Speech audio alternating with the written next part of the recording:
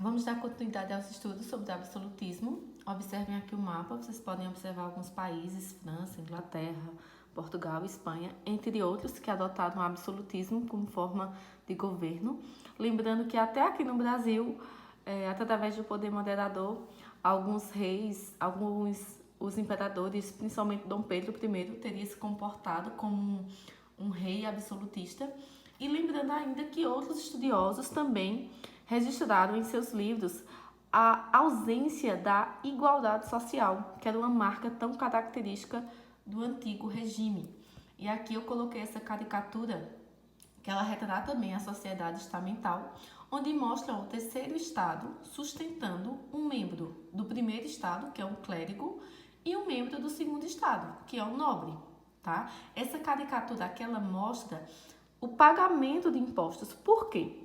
Na sociedade estamental, o único grupo que pagava impostos era o terceiro estado, tá?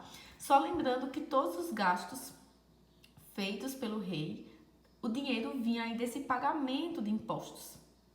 Por isso que na caricatura, o senhorzinho, ele está encurvado porque ele está carregando o primeiro e o segundo estado. Então, isso mostra que além de pagar esses impostos eram muito altos, muito pesados, tá? E por isso que deixava essa sociedade em sacrifício, tá? O terceiro estado vivia com muita dificuldade. Aqui os grupos abastados, uma família camponesa, né, do terceiro estado. Outro símbolo do absolutismo é o rei Henrique VIII, rei inglês, rei que chegou a entrar em conflito com o Papa e com a Igreja Católica, certo? Lembrando que o rei Henrique VIII desejava se separar da rainha Catarina de Aragão para poder se casar com Ana Bolena. O Papa não aprovou, ele foi lá, tomou as riquezas da Igreja Católica e criou uma nova igreja, que foi a Igreja Anglicana, onde ele conseguiu finalmente se casar com Ana Bolena e depois ainda casou outras vezes. Ele chegou a ter cerca de 6 esposas. Ele vai ser o pai de Elizabeth, filha que ele teve com Ana Bolena. Elizabeth a Virgem é ela que vai conseguir consolidar a religião anglicana na Inglaterra. Inclusive, quem quiser dar uma olhadinha nesse assunto, reformas religiosas, consulte o livro do ano passado, é sempre bom, tá? Então, se na França o grande símbolo do absolutismo é Luís XIV, na Inglaterra o grande símbolo do absolutismo é o rei Henrique VIII.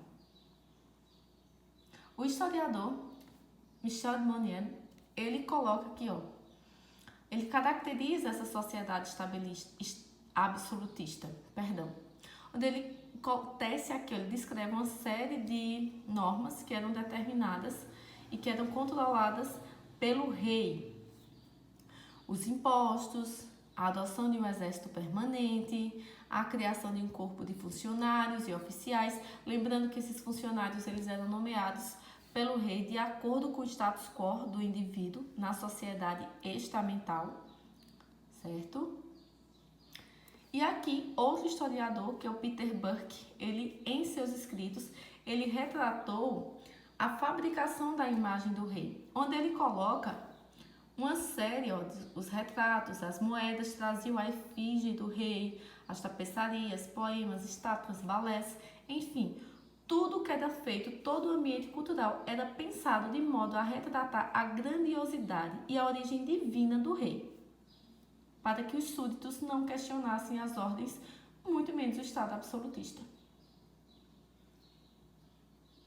Economicamente, o antigo regime foi denominado aí, prevaleceu as práticas mercantilistas, que era caracterizada pelo metalismo. O país mais rico era aquele que possuísse mais metais no seu interior. Estudamos esse assunto no ano passado. E aqui tem alguns itens, né, do antigo regime.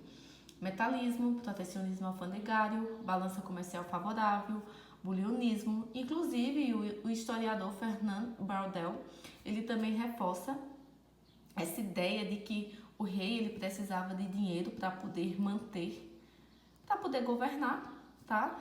E aí isso era feito através do pagamento dos impostos que ele mesmo estipulava. Ele também retrata em seus escritos a divisão na sociedade, as classes abastadas, tá? E chama atenção para a classe da burguesia, porque boa parte do dinheiro que era usado pelo rei vinha dos burgueses. Os burgueses eram os comerciantes, certo? Então, por meio do comércio, eles conseguiam enriquecer e comprar títulos de nobreza. Foi a chamada nobreza togada, certo? Então, eram burgueses ricos que compravam os títulos de nobreza e só assim conseguiam ter direito a alguns privilégios. Contudo, não se compara à nobreza da espada, que eram os nobres de nascimento, eram os nobres de sangue.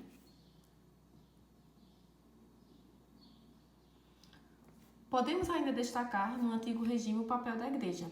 Cabia à igreja, gente, toda a sustentação do status ideológico. A ideia de que, de fato, o rei ele governava pela vontade de Deus. Tanto é que nas cerimônias de coroação, geralmente era uma autoridade religiosa que coroava o governante para mostrar à população que aquele governante ele estava ali, ele iria governar o país porque Deus havia permitido.